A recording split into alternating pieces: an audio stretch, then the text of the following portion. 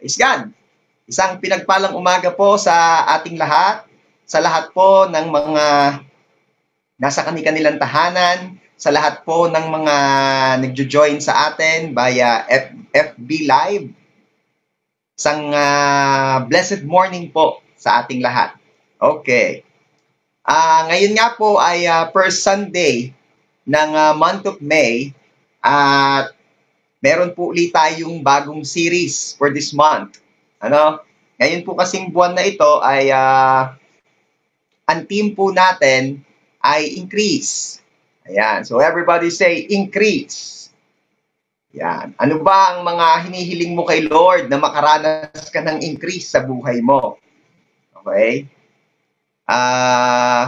Gusto po ng Diyos na tayong lahat ay paranasin ng increase. Increase in all aspect. At sa biyaya po ng Panginoon, for this whole month of May, ay yan ang mga pag-uusapan natin. All about increase. Okay? Sabi po sa Psalm 115 verses 14 and 15. Psalm 115 verses 14 and 15. May the Lord give you increase, you and your children. May you be blessed by the Lord who made heaven and earth. So, ang ganda ng prayer ng psalmist, anong prayer ng psalmist or declaration ng psalmist? May the Lord give you increase. Wow. Everybody say, increase. Sinong may gusto ng increase? Yung mga nagtatrabaho, gusto ng mga yan, increase sa sweldo. Amen? Pero alam nyo ba na hindi lamang po patungkol sa sweldo ang gustong i-increase ng Diyos sa ating mga buhay? Kasi sabi po doon sa verse, may the Lord give you increase. General ito. So ako'y naniniwala that for this whole month of May, the Lord will teach us and the Lord will let us experience increase in all aspect ng ating mga buhay. At sinong may gusto noon, you say, Amen. Praise God. Okay. Ano ba makikita nyo doon sa verse? May the Lord give you increase. Di ba?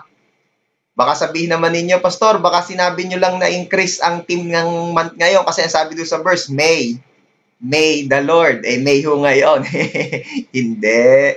Yan talaga ang team natin for this month. Okay. So, bilang pasimula po ng atin pong series ng increase ngayong buong month of May, pinag-isipan ko ho at ipinag-pray kong maigi. Sabi ko, Lord, ano po ang aming pag-uusapan for the first Sunday of the month?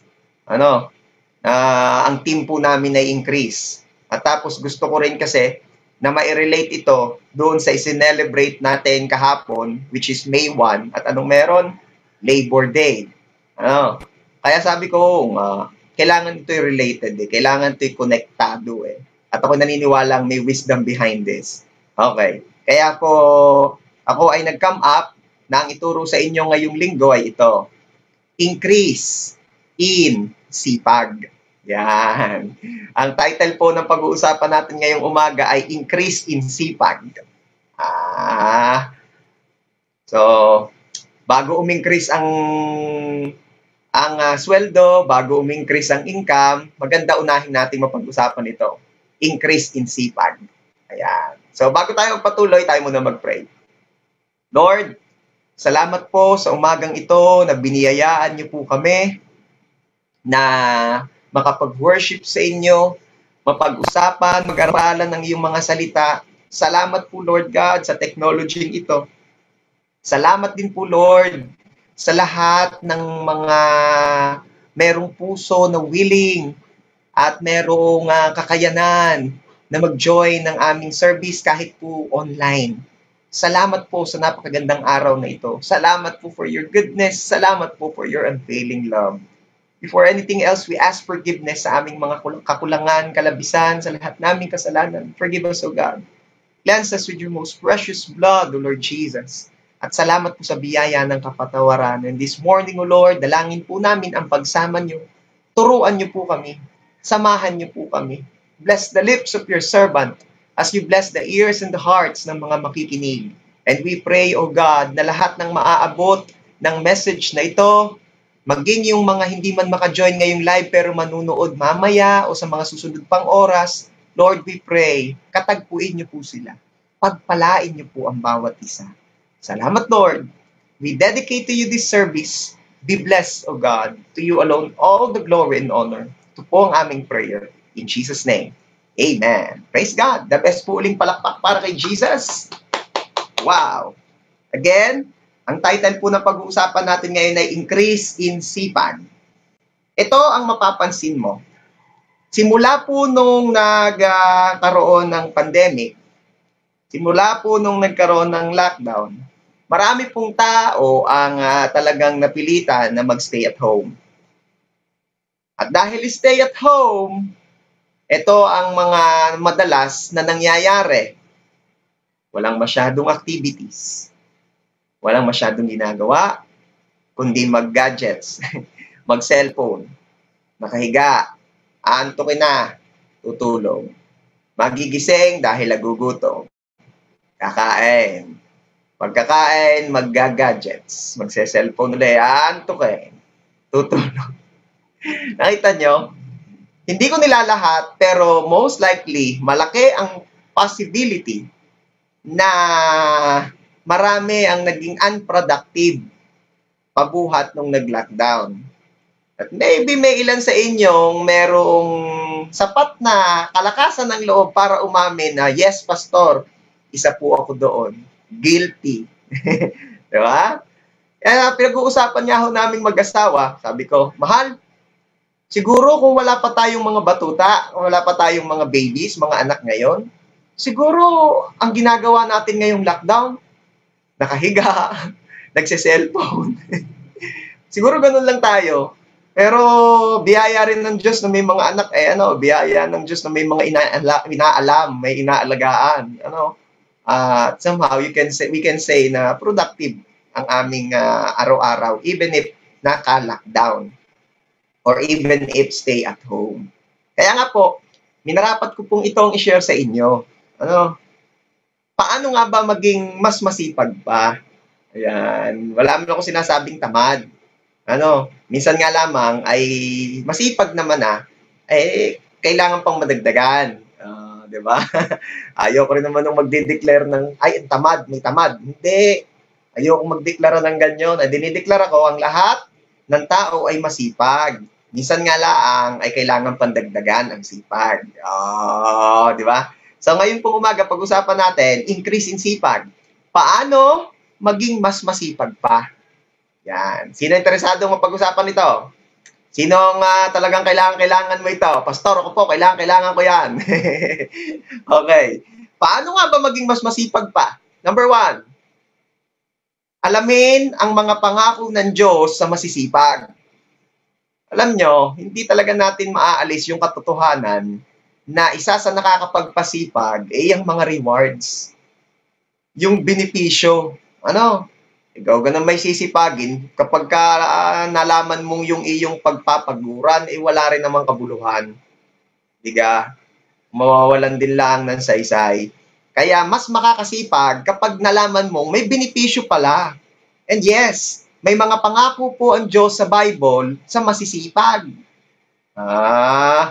Pastor, sa mga tamad. Sabi ko nga sa inyo, walang tamad.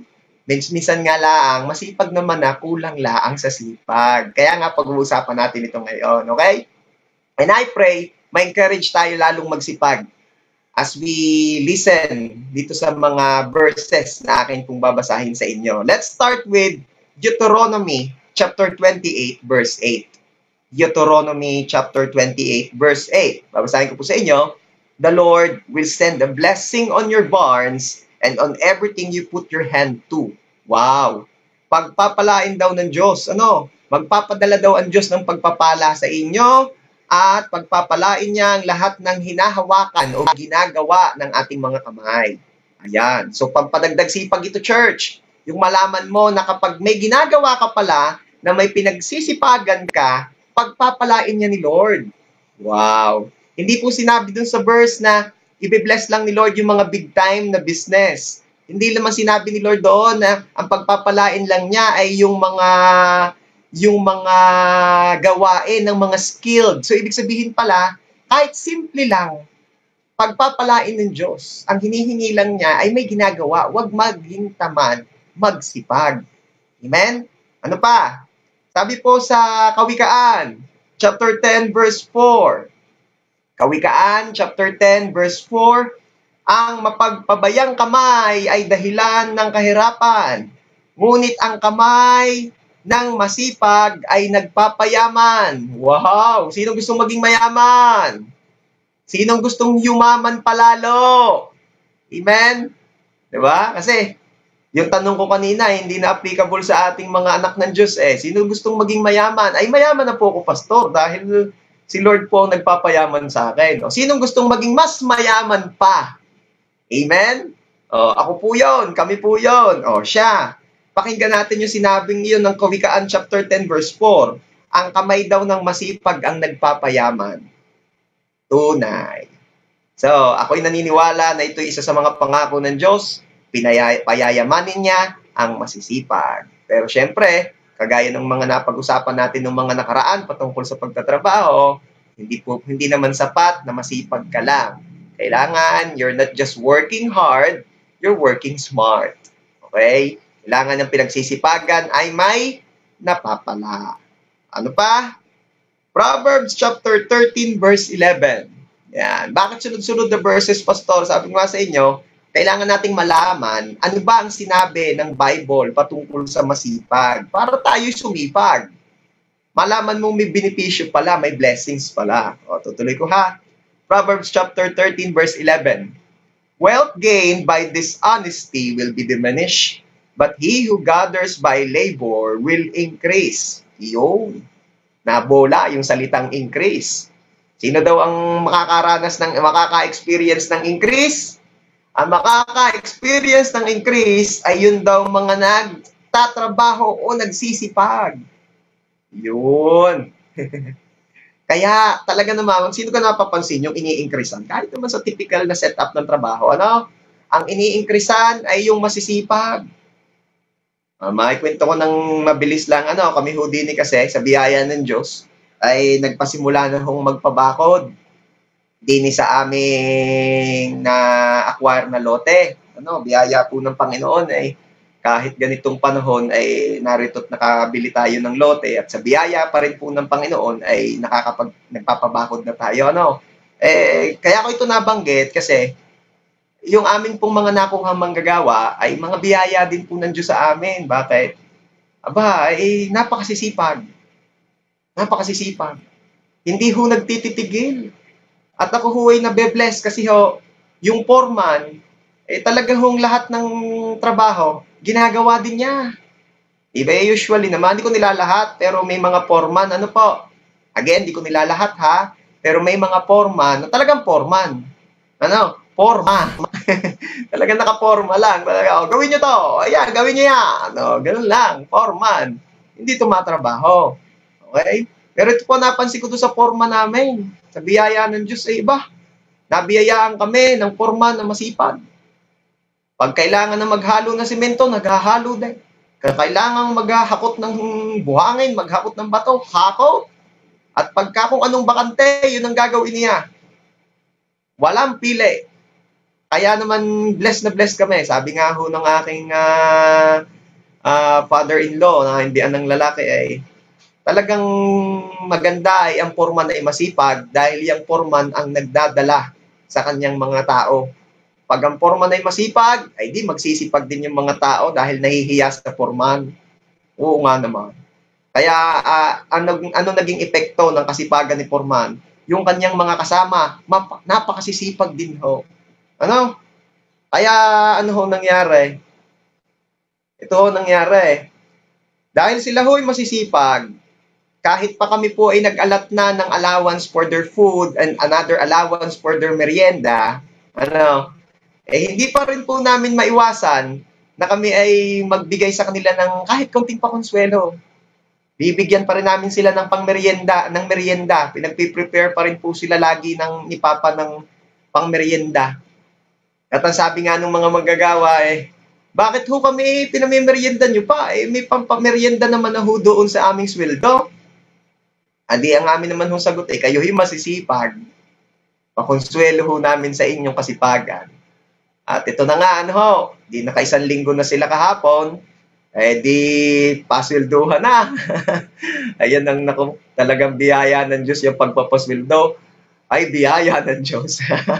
Hanggang nananatili sa himala ang nagpapabakod. Alam nyo, dahil sila ngayon masisipag, ito naman po ay mababanggit ko lamang dahil meron akong gustong patuloy dito. Ay sa biyaya ho ng Diyos ay nagdagdag pa po kami ng kaunti lang naman. Dinagdagan pa rin namin yung aming ibinayad sa kanila. Bakit? Kasi sila'y masipag. At dituwan-tuwa naman po itong mga manggagawa at naniniwala kaming sila naman ay patuloy na susuklian yung aming generosity sa kanila ng kanilang mga kasipagan. Bakit ko to sinasabi? Kasi nga, totoo, yung sinasabi ni Lord sa kanyang salita na iyang masisipag, lalong pinagpapala. Ikaw naman ay matutuwang pagpalain yung hindi nagsisipag. Matutuwa ka kung halimbawang ikaw nga yung may ipinapagawa, ikaw ang nagpapabakod. At may nakita kang isang manggagawang patayo-tayo lang. Hahakot na isang hollow blocks tapos after 15 minutes na uli ang susunod. So, gano'n may matutuwa doon sa gayon. Hindi ko makalimutan yung kinikwento ni Foreman. Meron daw nagpagawa sa kanya. Hindi ko nababanggitin ang pangalan. Meron nagpagawa sa kanya, ay nagmamasid pala sa mga manggagawa. May napansin na isang nagle-labor or helper na hindi masipag, hindi masigasig sa pagtatrabaho. Siguro may patama, patigil-tigil, patama sa trabaho. Kinausap daw ho nung nagpapagawa si Foreman. Sabi raw ho nung nagpapagawa, Foreman, yang iyong batang iyan ay hindi ko kursunada ang trabaho. Dahil patama nga sabihin mo, ay ibibigay ko na sa kanya ang sweldo niya ngayong araw na ito at pauwiin mo na. Pauwiin na daw Ibibigay ko na ang sweldo niya ngayong araw na ito, kamo, at pauwiin mo na. Di ibig sabihin, wag mo nang pababalikin yan. Bakit? Hindi masipag. Okay? So, tama, Tama ang sinabi ng Bible. He who gathers by labor will increase. So, kagaya ho, maganda example nga yung aming mga manggagawa, sila masisipag, ini-increase na namin sila. At ako'y naniniwala na kung tayong mga tao, ay may kakayanan na mag-appreciate ng kasipagan ng iba, and in return, tayo nag-i-increase ng blessings para sa kanila, how much more our Lord, na nakakakita ng lahat ng bagay, at nagsusukli sa bawat pagpapagal ni Numan. Amen? Kaya, believe me, sisipagin ka. Mag-i-increase ka in sipag kapag nalaman mo that the Lord bless, the Lord increase, the Lord prosper yung masisipag. Okay? Another verse, Proverbs 21 verse 5. Proverbs chapter 21 verse 5. The thoughts of the industrious, always bring forth abundance, but every sluggard is always in want. Ang pag-iisip daw ng masisipag ay laging nagdadala sa kanila sa abundance, kasaganaan. Pero yan daw mga mababagal, yung mga patamad-tamad ay laging nangangailangan, laging kulang. Okay? Sino ang gusto po maka-experience ng abundance? Kasaganaan. Amen? Kasarap ganung masagana. Kung gusto mo makaranas niyan, ay di ikaw ay magsipag panlalo. Amen? So, naniniwala na kayo that the first step para maging mas masipag pa sa biyaya ng Diyos ay alamin ang mga pangako ng Diyos sa masisipag. Ako naniniwala marami pa yan. Itong mga verses na nabasa natin ngayon, mga ano na lang yan mga good example. But then again, I believe marami pang pangako ang Diyos sa masisipag. Pwede mo na rin isama diyan yung ang napagkatiwalaan sa kakaunti, pagkakatiwalaan ng Diyos na mas marami. Ang nagsisipag sa kakaunti ay pagpapalain ng Diyos ng mas marami. Di ba? Okay, ano pa? Di ito yung lagi nating naririnig. 2 Thessalonians chapter 3 verse 10. Yan. Paborito ng mga life group ko yung verse na yan. 2 Thessalonians chapter 3 verse 10. Anong sabi diyan? We also gave you the rule that if you don't work, you don't eat. Huwag pakainin ang tamad. Favorite yan ng aking life group dahil yung mga life group ko, sa biyaya ng Diyos, masisipag yan. At talagang yan ay motto nila in life. Kaya mapapansin nyo ang aking mga life group sa biyaya at kapurihan ng Diyos. Mga yan kung hindi nagtatrabaho, ay naghahanap buhay, ay nagninegosyo, o nagsasideline, o nag-aaral. Meron nga akong mga life group yung nag-aaral, nagsasideline pa. Praise God. Masisipag ko mga yan sa biyaya ng Diyos. Okay. So again, nakita natin, pag hindi ka pa naman sinipag lalo niyan, na nakita mo na ang Diyos pala ay natutuwa sa masisipag at pinagpapala niya. So ako'y naniniwala na as you know, the promises of the Lord patungkol sa masisipag, as you read, na meron palang mga pangako at pagpapalain pala nga ng Diyos ang mga masisipag, mag-i-increase ka in sipag. Amen? Okay, number 2 na tayo. Paano nga ba tayo magiging mas masipag pa sa biyaya ng Diyos? Number 2, huwag puro trabaho. Magpahinga din naman. Yeah. Huwag puro trabaho, magpahinga din naman. Yung mga nakaraan, lagi nating napapag-usapan na huwag puro pahinga. Magtrabaho din naman. Kasi nga naman, nung mga nakaraan naman nga, parang napasarap na sa pahinga Nagka-lockdown lang at nag-stay at home lang, puro pahinga na. Pero ito naman na mapapansin nyo, dahil nga nang nararamdaman na ng tao ang epekto ng kanilang sobrang pagpapahinga nung mga nakaraang araw, ito't naghahapit naman ngayon. Nagbabawi. Talaga naman todo racket si ate. Lahat na'y ginawa, hataw na hataw. Pero, paalala lang po sa mga abala. Marta, paalala sa mga abala, huwag puro trabaho, magpahinga din naman. Paano ko po naman nasabi na ito pong pagpapahinga ay mas makakapag-increase pa ng ating sipag?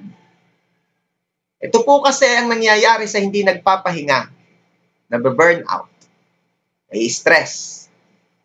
At do you think magiging masipag or magiging mas productive pa ang taong burnout na, ang taong stress na? Definitely not.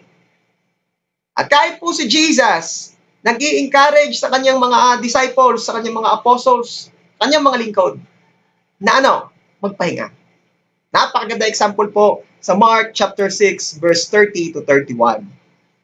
Mark chapter 6 verse 30 to 31.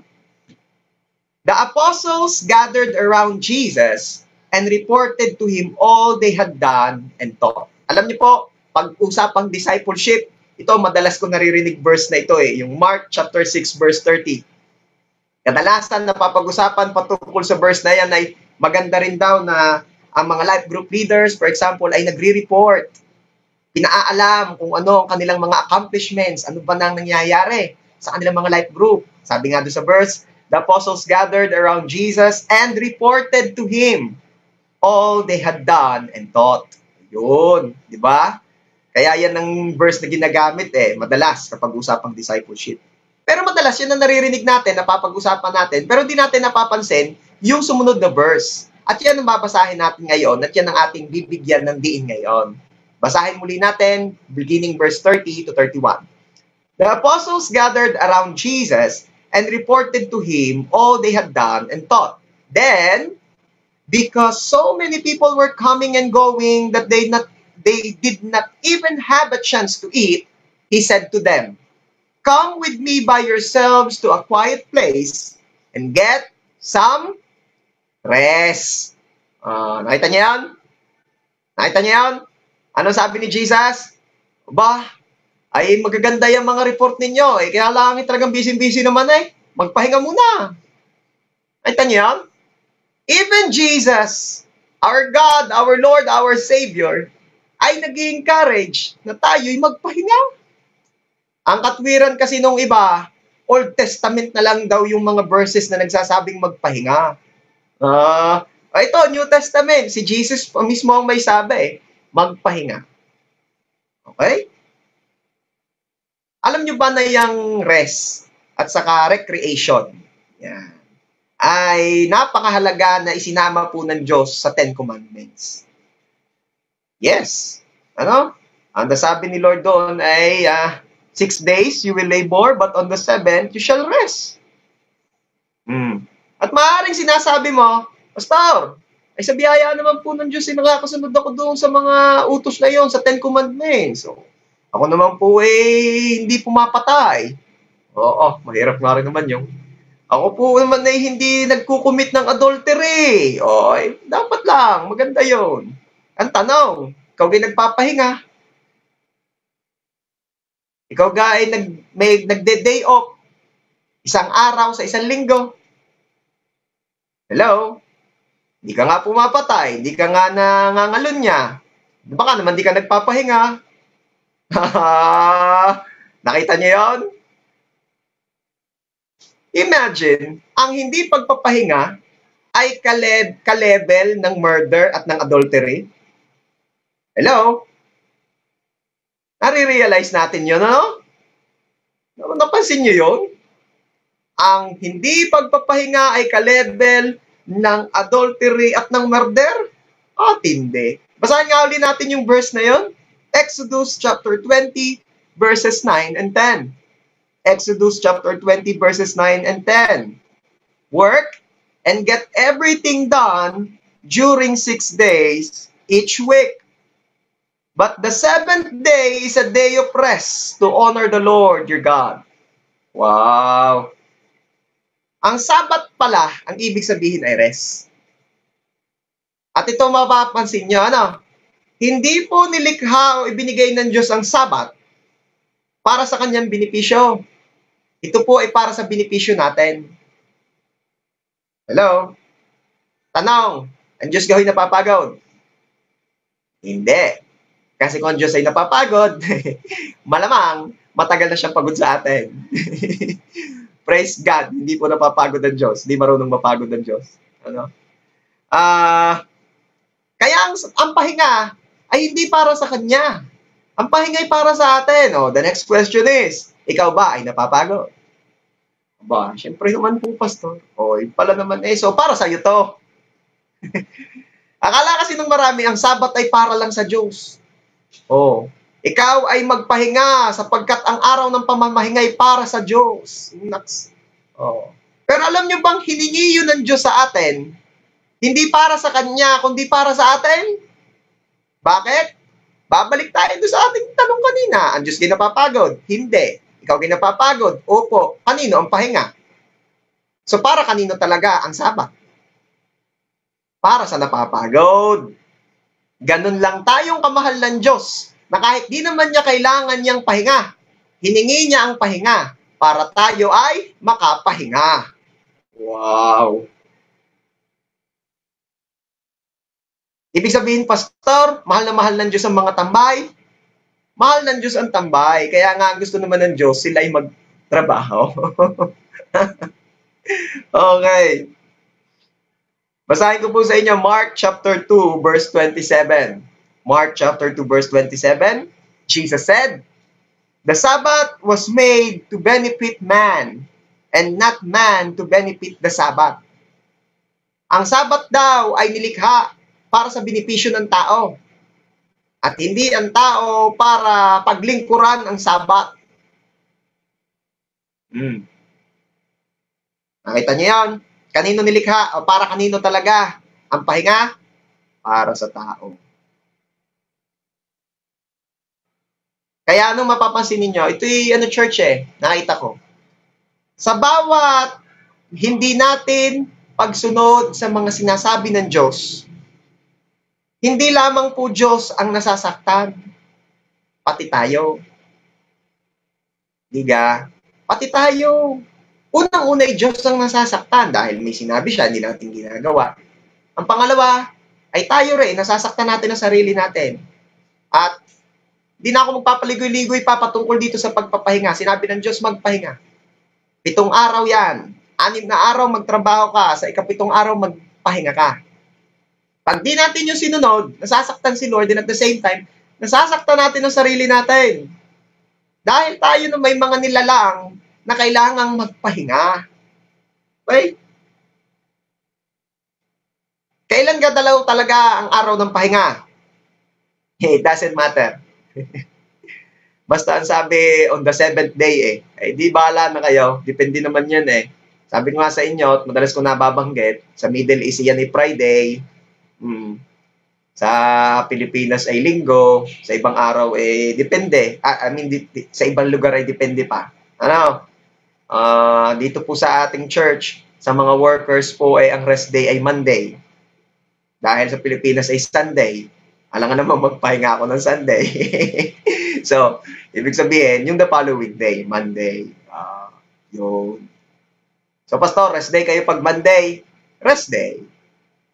Paano po kayo mag-rest day, Pastor? Ay, wala masyadong kaabalahan. Slight na lang. Ganun. Hindi naman sinasabing talagang wala nang ginagawa. Meron pa rin naman. Slight na lang. Hindi sobrang busy kagaya ng mga ibang araw. Okay. Yan. So, ibig sabihin pala ni Lord doon sa verse kanina natin, sa Exodus chapter 20, verse 9 and 10. Ang akin po kasing version ay NCV. Sabi doon, work and get everything done during 6 days. Minsan pala, ulitin ko yung verse work and get everything done during 6 days. Work and get everything done. Bakit? Kasi minsan nga, kaya napipilitang gumawa pa sa araw ng pamamahinga kasi hindi pa nag-work and get everything done nung first 6 days. Di ba? Kaya mahalaga rin palang titingnan natin, napapag-aralan ng maigi mga sinabi ng Diyos sa kanyang salita para naman mas lalo natin itong maging kagamit-gamit sa ating buhay. Okay? So, paano ba daw nagpapahinga? Paano ba daw dapat nagpapahinga? Yan. Dapat napapag-usapan din yan kasi nga naman yung iba, pag narinig ang salitang pahinga, pahingang-pahinga. Pahingang-pahinga. So, paano nga ba daw dapat nagpapahinga? You should rest your body. Kailangan ipinapahinga ang katawan. Sabi nga sa inyo, ang ating katawan, limited lang yan. Yan ay subject para mapagod. So, kailangan ipinapahinga ang katawan. Napansin ko din sa aming ipinagagawa talagang ang puhunan ng mga manggagawa ay katawan. Ganun kahit kainitan ay trabaho. Diretso trabaho, tagang pagod ng katawan. At natuwa naman ako nung nalaman kong hindi sila gumagawa ng Sunday. Una, dahil yung kalooban talaga ng Diyos. Padalawa ay para sa kanila. Dahil, imagine niyo yung mula Lunes hanggang Sabado sa init na iyan. Talagang napakainit ng panahon ngayon. Imagine ninyo. At sabi nga ni Foreman talagang isa sa mahirap trabahuhin, Pastor, ay ang bakod. Dahil sa bahay pag nakapagbubaw, lilom na. Nga naman. Hindi kagaya sa bakod, wala kang sisilungan, di bali kung mapuno. Kagaya ng amin, dating tubigan, ang aming pinababakuran, isa kagasisilog daw. Talagang kailangan mo magpahinga, ipahinga ang katawan. Alam niyo po ba, noon daw po, nung nagkaroon daw po ng French Revolution, noon daw po nagkaroon ng French Revolution, inalis daw po nila ang Sunday bilang rest day. Yon. Inalis. Siguro gusto maghapit, gusto magsipag ang mga tao. Kaya ultimong rest day na Sunday ay inalis. Pero alam niya, hindi daw nagtagal, hindi daw nagtagal ay ibinalik nila yung rest day na Sunday. Bakit? Kasi daw, nakita nila na nag-collapse ang health ng nation. Nag-collapse daw, nagka-problema ang health ng bansa. Bakit? Dahil walang pahinga. Okay? At mapapansin ninyo, kung kayo ay makakapag-research o makakapag-survey, nasa mga bansa na talaga namang sobrang workaholic ang mga tao, mapapansin ninyo na ang taas din ng suicide rate nila. Again, marami ang bansa na sobrang workaholic ng mga tao, mapapansin nyo ang taas ng suicide rate nila. Bakit? Hindi na nakakapahinga. Hindi na kayanin ng utak, hindi na kayanin ng katawan, hindi na kayanin ng sistema. Okay? Kaya so paano magpahinga? Pahinga ang katawan. Ano pa? Recharge your emotions. Sabi ko nga sa inyo, kailangan din naman nakakapagpahinga ang isip. Hindi ko naman sinasabing laging pahinga ang isip. Mahirap din naman yun. Hindi nag-iisip. Ipahinga laang. Hindi ko sinasabi laging pahinga. Ay, baka na masanay ng pahinga yan. Hindi na nagagamit. Pero malaking bagay din na nakakapag-recharge tayo ng ating emosyon, ng ating isip, ng ating puso. Lalo pa kung ang trabaho mo ay yung masyadong involved ang emotion. Yes, may mga trabahong ganyan. Marami na akong nakakwentuhan, they are working sa mga BPOs, yung mga call center agents, na talaga namang malaking part na ng kanilang trabaho yung pag-absorb ng galit ng mga customers. Sila lagi ang napapagbuntunan. Diba? Imagine niyo na lamang yung mga sumasagot sa mga reklamo ng mga internet subscribers kapag mahina ang kanilang internet connection. Imagine niyo na lamang silang mga sumasambot ng puot. Ako, puot na talaga eh. Galit ng mga internet subscribers. Not to mention any internet providers. At baka naman tayo madali pa rin yan. Pero alam niyo na ang ibig ko sabihin. Imagine ninyo ang sinasambot ng mga yang emosyon. At kung ganon klase ang work mo, kapatid, talagang kailangan mong magpahinga. Kasi maaaring hindi ka nga bugbog physical eh. Ang emosyon mo naman parang nagle-labor. Parang nag-helper sa construction. Okay? Kaya ipinapahinga rin yan. So ano maganda? Maganda ikaw eh. May mga quiet time. Ikaw eh nagre-relax. Karoon ka ng mga retreats. Karoon ka ng mga activities na makakapag-unwind ka. Yan. Okay? Ano pa? Paano pa nagpapahinga? Hindi lamang katawan, hindi lamang emosyon. Kailangan, nire-refocus mo rin ang iyong spirit. Masyadong bugbog ang katawan sa trabaho. Masyadong bugbog ang emosyon sa mga nakukuhang emosyon sa trabaho. Kaya minsan nawawala rin sa focus ang spirito. So maganda rin na talagang when you rest, you worship. Okay? That is the reason kung bakit ang ating mga gawain sa church, usually itong Sunday service, ginagawa natin during Sunday. Kasi nga, rest day. Ang pagpapahinga hindi lang katawan, hindi lang emosyon, pati spirito. Para ma-realign tayo. Para naman maibalik tayo sa talagang dapat nating nilalakaran. Kasi nga minsan, dahil sa kabalahan sa trabaho, dahil sa kaabalahan too much involvement ng ating emosyon sa trabaho, minsan nawawala tayo sa alignment ng kung ano yung pinagagawa talaga ng Diyos sa atin. So maigi rin na as we rest, we worship. Amen? Okay. Marami tayong naririnig ng mga tao na may mga excuses sila sa kanilang pagiging workaholic. Naririyan na yung, pag hindi ako naghapit, ay sino magpo-provide para sa aking family? Oo nga naman. Yung iba naman ay, ang sabi ay, hindi ako nagtititigil dahil yung pagkaki tumigil, baka mawili ka ng tumigil. Sino ba rito yung nakakapansin na ikaw may ginagawa? Napaka-ungkot ka ng kaunti, ay napahaba na ang ungkot. Kaya ayaw na ngayong magtitigil. Yun ang katwiran ng iba. Pero alam nyo ba, na minsan, dahil sa mga ganong pananaw, ay nakakalimutan natin kung ano mahalaga. Minsan dahil sa mga ganong pananaw, mas nakakalimutan natin kung ano ba talaga ang mahalaga sa buhay. Diba? Wag na tayong lalayo. Si Martha, busy-busy. Bakit? May bisita, kailangan maghanda. Pero ano sabi ni Jesus, Martha, hindi mahalaga ang handa. Ang mahalaga ay yung bisita. Harapin mo ako. Spend time with me. Okay? At hindi lang sa mahalaga ang bisita Ang gusto kong bigyan ng diin doon sino ang bisita ni Martha? Si Jesus. Ikaw kaya, kapatid, ang nasa katayuan ni Martha that time, magiging aligaga ka pa ba? O sasabihin mo, nako, ako na may makakapagluto pa sa mga susunod na araw. Ako na may makakapag-ayos pa ng bahay sa mga susunod na araw. Pero hindi ko alam kung mauulit pa ang pagkakataong ito. Na si Jesus ay nasa harapan ko, na si Jesus ay narito sa amin ngayon. Diba? Siguro nare-realize naman na yan ni Martha ngayon.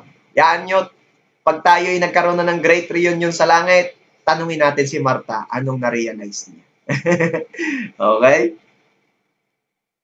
Sabi po sa Ecclesiastes chapter 4 verse 4. Ecclesiastes chapter 4 verse 4. I have also learned why people work so hard to succeed.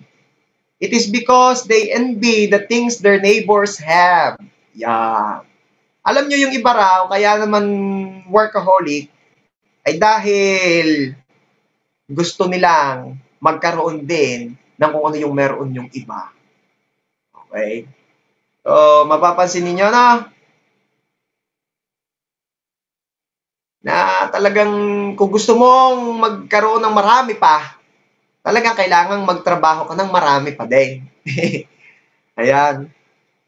Kaya mamimili ka na lamang. If you will skip the hassle ng sobrang stress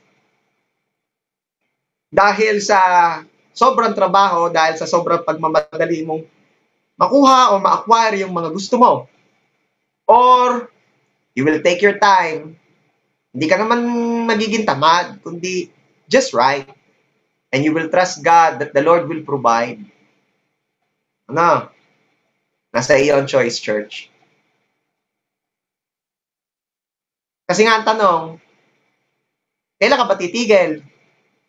Pag sapat na, pag gusto na. Ang sunod na tanong, kailan gayong sapat? Gano'n ka kadami yung sapat? Gano'n kagadami yung gusto? Alam niyo kung anong tawag diyan? Rat race. Yang mga hataw sa pagtatrabaho dahil merong gustong maabot, na para baga naman hindi naman na wala katapusan, ang tawag diyan rat race. At ito ang sasabihin ko sa inyo, you can win the rat race, but you're still a rat. Okay? Maaring manalo ka sa rat race, but remember, you're still a rat.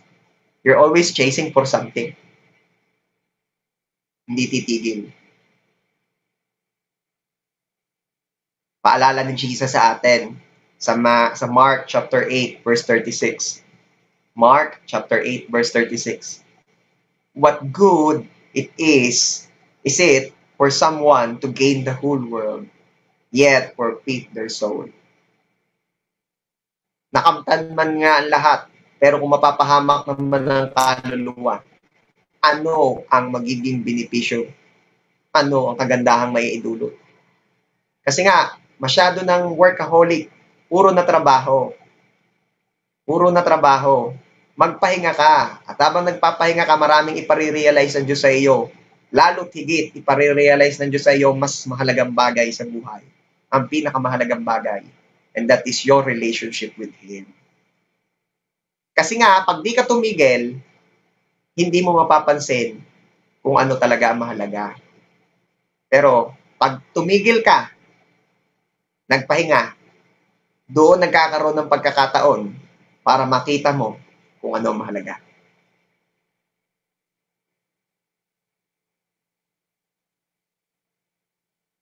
Diba? What is it good? What good is it for a man to become a president of his company but lose his wife and kids? Diba? What good is it for a man to become the richest man in the world, but loses his relationship with the one true king who owns the true wealth.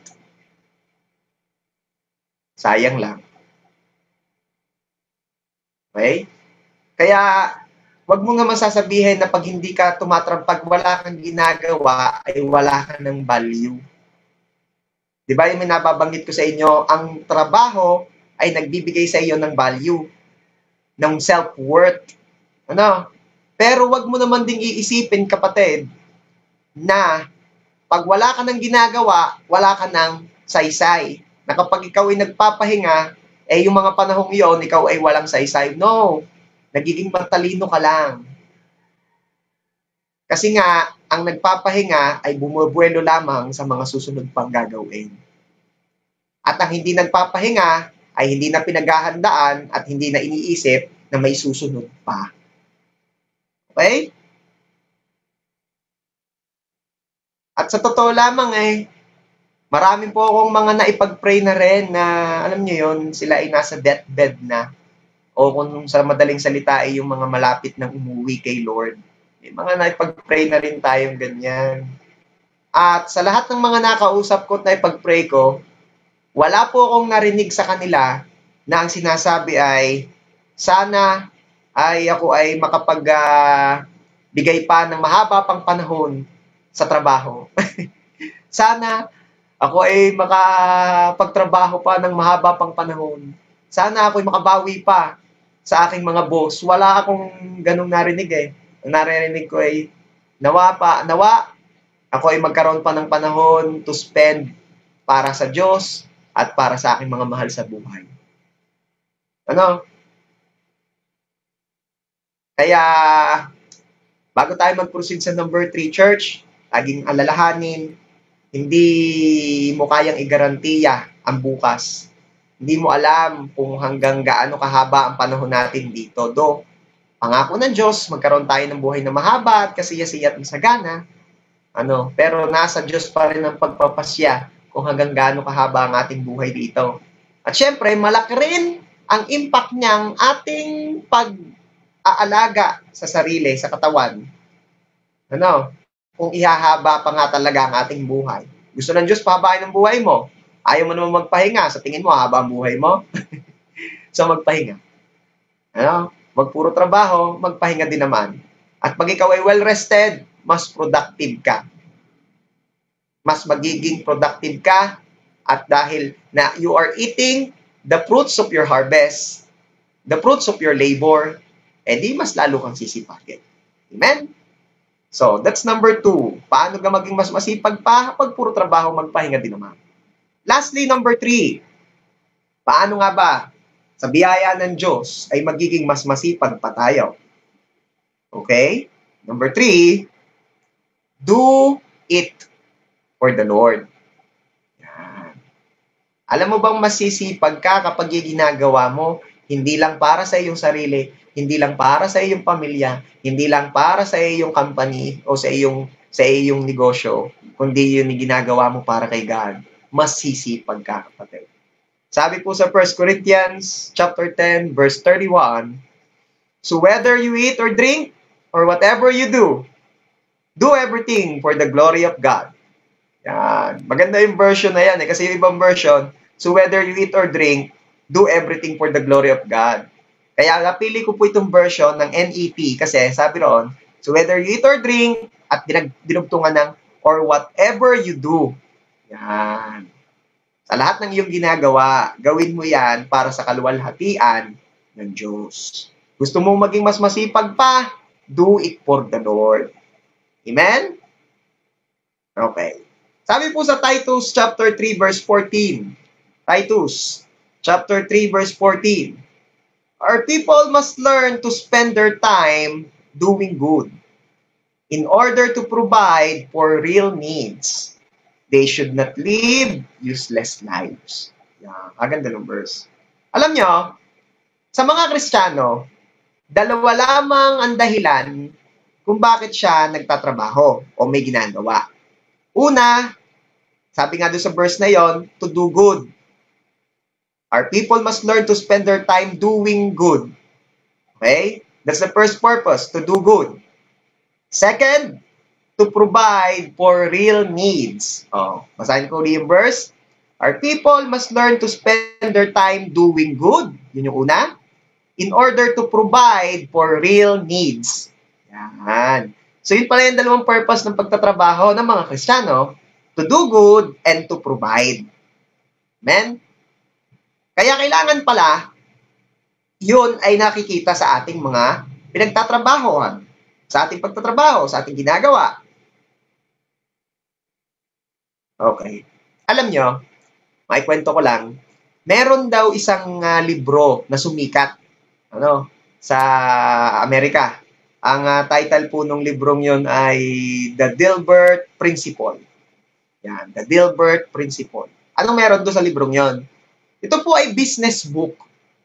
Business book siya na cartoon. Yan, yung parang comics. Cartoons. Yan.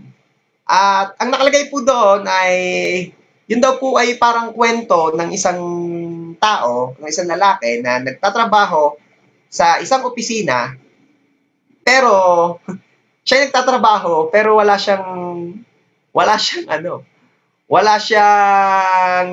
nagagawang maganda.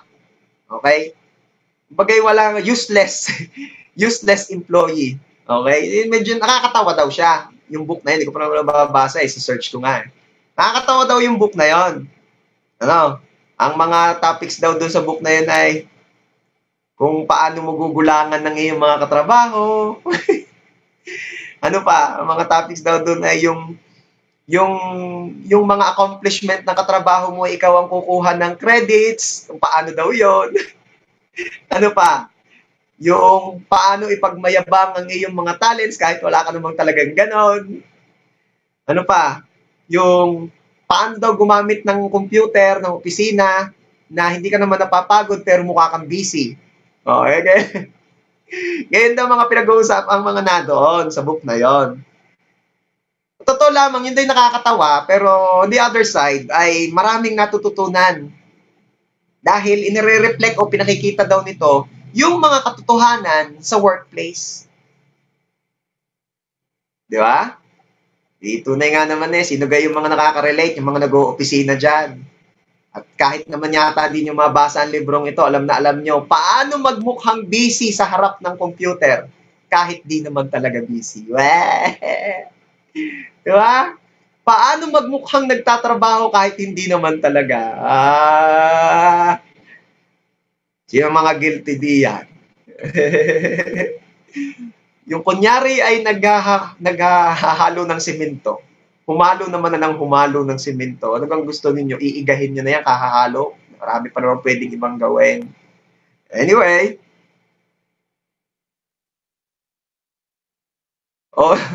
Yung kung paano magtrabaho ng kunyari nagtatrabaho pero lagi naman palang nakatingin sa relo. Okay. Alam nyo, kaya pala ang sabi ng Bible, doon sa verse nating binasa kanina ay, ang mga tao daw ay kailangang matutong magtrabaho o gumawa ng mabuti. Yan. Kaya kailangan pala, pag nagtatrabaho o may ginagawa, hindi basta kunyari lang. Do it for the Lord talaga. Hindi naman kita ni boss. Yun nga.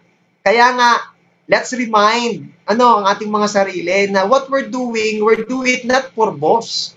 We're doing it for the Lord. Kasi nga, hindi naman kita lahat ng boss. O kung halimbawa din sa amin, kung i-relate sa pinagagawa namin bakit, hindi naman laging naroon si pastor para magbantay. Hindi naman kita ni pastor. Kaya kikukuya-kuya ko, hindi. Kita ka ni Lord. So, let's do it for the Lord. Mas sisipagin kayo pag alam mong ang foreman mo, di ba? Ang foreman, walang iba kundi si God, ay lagi nakatingin. At kita ka lagi ng foreman. Mga kapatid, may foreman tayo sa langit, si God. Kita ka lagi ng foreman mo. Hindi tayo pwedeng magpatama modes. No, marami po. May mga natututunan ba tayo, church? Praise God. Okay. Ano pa? So, kung meron librong ganon, Dilbert na principles, meron ding isa pang book na magandang nababasa din natin. Ito na yun, the Bible. At ang Bible po, ang sinasabi, ayaw ni Lord nang tayo lagi nakatingin lang sa oras. Kung gusto mo daw nga na maging successful talaga or ma-promote o maging blessing in your workplace, ikaw ay pumasok ng hindi on time at lalong hindi late, but ahead of time. At pag ikaw ay uuwi, maganda, huwag kang umuwi ng under time o huwag ka rin umuwi ng on time lagi.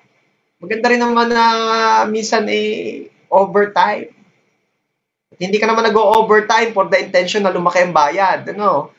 Overtime in the sense na kaunti lang namang panahon ang i-extend para lamang mas maging blessing ako sa aking workplace. Why not? Lalo pat ang iniisip mo, you're doing it not for the company, not for your boss. You're doing it for God. Amen? Okay. Gusto kasi ng Diyos na magkaroon tayo ng impact. Yung ganaman deklarado kang ikaw ay Kristiyano, deklarado ka sa iyong workplace na ikaw ay born again. Pero pa late. Tapos, late na nga, una pang nauwi. Oh no. So, paano ka magiging salt and light in your workplace? Kung sa mga ganong bagay ay hindi ka maging pagpapala. So, the Lord reminds us na gawin natin ang ating trabaho for Him. Because as we do our jobs, as we do our work for God and not for man, you will do your best. You will do your best and in return, yung mga taong nakapaligid sa iyo will see you and they will give glory to the Lord na iyong pinaglilingkuran. Sasabihin nila, Kristiyano nga are. Aba, born again nga talaga pala itong taong ito. Kita mo ga? Ayos tumrabaho. Amen ba, mga nagtatrabaho? Praise God. Let me read to you Ephesians chapter 2 verse 10. Ephesians chapter 2 verse 10, the Living Bible po yung version ko. It is God Himself who has made us what we are and given us new lives from Christ Jesus. And long ages ago, He planned that we should spend these lives in helping others. Yun.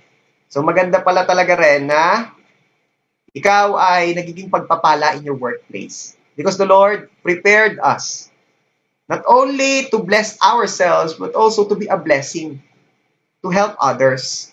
Amen? Okay. Paano ko po, Pastor, may enjoy ang aking trabaho talaga to the fullest? Aside from reminding myself na what I'm doing is for God. Maganda rin itong 1 Corinthians chapter 16 verse 14. 1 Corinthians chapter 16 verse 14, Good News Translation. Do all your work in love. Do all your work in love. Kaya pala kung gusto mo na maging masaya ka at maging mas productive ka sa ginagawa mo, huwag mo laging tingnan what you do. Ang mahalaga rin is malaman at makita mo how you do it. Do it with love. Okay? Knowing na ang pinaglilingkuran mo ay hindi lamang ang boss, hindi lamang ang tao, kundi ang Diyos. Okay? Colossians chapter 3 verse 23. Colossians chapter 3 verse 23. Whatever you do, work at it with all your heart. Everybody say with all your heart. As working for the Lord and not for human masters. Gawin mo ito, hindi lamang para sa mga tao, kundi para sa Diyos. Amen. So church, paano po pa mas makakaragdag ng sipag kapag ang iyong ginagawa mo para sa Diyos? Ito na po yung last verse natin for today and let me read it to you. in 1 Corinthians chapter 15, verse 58. 1 Corinthians chapter 15, verse 58. Therefore, my dear brothers and sisters, stand firm. Let nothing move you. Always give yourselves fully to the work of the Lord, because you know that your labor in the Lord is not in vain. Sisipagin ka, kapatid. Pag nalaman mo na yung ginagawa mo para sa Diyos, ay hindi mawawalan ng kabuluhan. Ano mang ginagawa mo, kung ya'y ginagawa mo para sa Diyos, ay hindi mawawalan ng kabuluhan. Magpe-pay off lahat ng efforts. Magpe-pay off lahat ng tiyaga. Magpe-pay off lahat, kapatid. Only if you're doing everything for God. Again, the last part of the verse says, because you know that you labor in the Lord. You know that your labor in the Lord. Diba? Ang ginagawa mong para sa Diyos ay hindi mawawalan ng kabuluhan. Aba, pag di ka pa naman sinipag niya, na lahat ng iyong efforts ay magpe-pay off pala, ay di gawin mo para sa Diyos. Gawin natin para sa Diyos, para lalo pa tayong sumipag. Amen? So, recap po tayo, before tayo mag-pray. Ano nga ba, o paano nga ba natin magagawang maging mas masipag pa sa biyaya ng Diyos? Paano tayo makakaranas ng increase in sipag? Una, alamin ang mga pangako ng Diyos sa masisipag at para mas ma-encourage kang magsipag. Pag nalamat na basa mo mga promises ni God sa masisipag. Pangalawa, huwag puro trabaho, magpahinga din naman.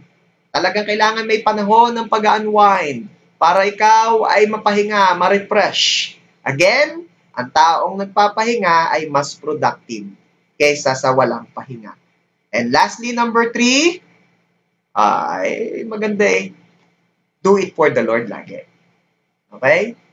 At kapag ginagawa mo ang mga bagay na iyan para sa Diyos, malalaman mo na lahat ng ginagawa mo sa Diyos ay hindi mawawala ng kabuluhan, ay sisipagin ka talaga pag ganyan.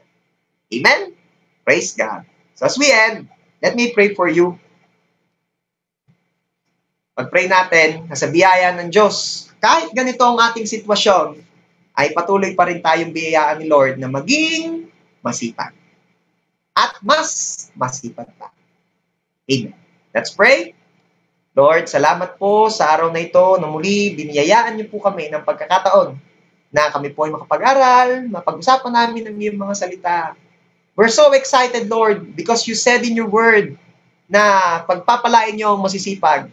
At sinabi niyo rin sa inyong salita na it is your will na kami po ay maka-experience ng increase in life. We're so excited, oh God, knowing na this month of May is the month of increase. We're so excited. And Lord, salamat kasi sinimulan niyo po ang month na ito by reminding us na we should increase sa sipag. Maging mas masipag pa kami. At we believe, oh Lord, na gusto mo kaming maging mas masipag pa dahil inihahanda mo kami sa mga titinding increase na gusto mong iparanas sa aming mga buhay for this whole month of May. Thank you, Lord, and we're so excited also. Salamat, Lord. I pray in the name of Jesus na biyayaan niyo po kami ng higit pang sipag sa pagbabasa ng iyong mga salita. Malaman namin, maging aware kami na may mga pangako kang magaganda patungkol sa mga masisipag. At magdadagdag ito, mag-i-encourage sa amin. Makakadagdag ito sa amin upang kami lalong sipag sa buhay na ito. Dahil pinagpapala mo ang masisipag. Lord, turuan niyo rin kami na magpahinga. Oo nga, ini-encourage mo kami magsipag, pero hayaan niyo, Lord, na kami po ay magkaroon ng balanced life. Na hindi puro trabaho, kundi magkaroon din po kami ng panahon na magpahinga. Maganap namin ang iyong utos sa amin na 6 days we will labor, but on the 7th we will rest. Magalat kami ng isang araw ng pahinga sa buong linggo naming pagtatrabaho. And Lord, I pray na biyayaan niyo po kami laging alala na anuman ang aming ginagaway, gawin namin ito para sa inyo. At yun ang susi upang lahat ng aming ginagaway hindi mawala ng kabuluhan kapag ginagawa namin ang mga bagay na ito, hindi para lamang sa tao, hindi lamang para sa aming sarili, kundi para sa iyo, Lord. Salamat po because as we labor for you, walang mawawalan ng kabuluhan, walang masasayang na effort. Thank you so much, Father. I declare, in the name of Jesus, na ang buong JA1 San Jose family, maging lahat ng naaabot, nakakarinig at nagjo-join sa message na ito, I declare, increase in sipag in Jesus' name. Increase sa kasipagan. Pasipag pa ng pasipag. Mas lalo pang sumisipag. At hindi lamang nagtatrabaho ng matindi, kundi nagiging matalino sa pagtatrabaho. Alam kung ano ang panahon ng pagpapahinga. At hindi kailanman mawawala ng kabuluhan ang aming mga pagsisipag na ito dahil kami magsisipag at gagawa ng lahat ng bagay para sa iyo, Panginoon. Salamat po, Ama. To you alone all the glory and honor. Ito po ang aming prayer. In Jesus' name, Amen. Praise God.